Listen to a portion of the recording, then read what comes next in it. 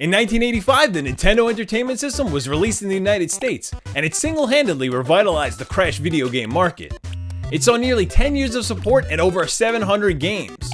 Now 3 decades later, to celebrate the legacy of its first console, Nintendo has released the NES Classic Edition, a miniature version of the original with 30 built-in games and high-definition output.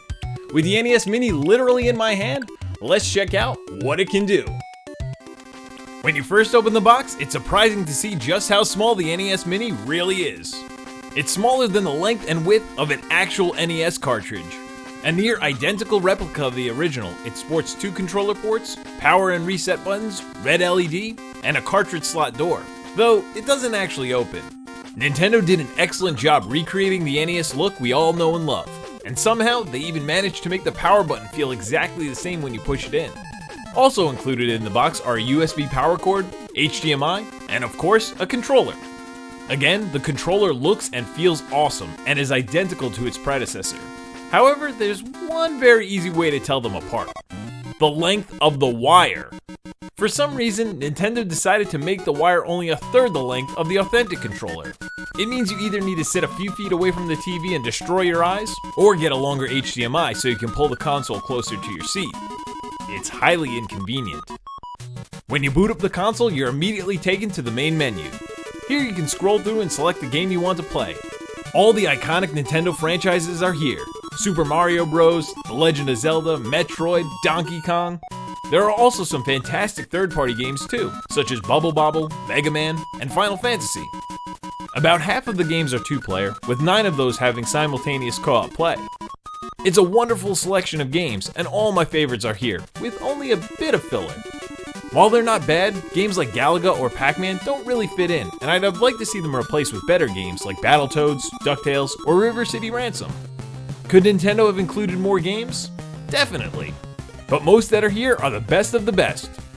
There are many genres covered, from shooters to beat-em-ups to puzzles and platformers, which should make all players happy. From my experience, each game plays great and exactly as I remember, with no detectable input lag. Nintendo nailed the emulation, and they needed to, because many of these games require precise timing. If you find yourself having trouble with some of the more difficult games, you can create save points by accessing the main menu. Each game can have up to 4, so when you leave the game for another, turn off the system, or simply cannot beat a certain part, whenever you want you can pick it back up where you previously left off. This comes in handy for those heavy hitters like Super C or Ghosts and Goblins. They may be Nintendo hard, but these save points can knock them down a peg, which can accommodate the more inexperienced players. All these classics have held up over time, and they are so simple that anyone can just jump right in. Not only that, you can finally see them in beautiful high definition. Each game looks crystal clear, adding new life, detail, and more vibrance. From the main menu, you can adjust the visual settings of the game to a certain extent.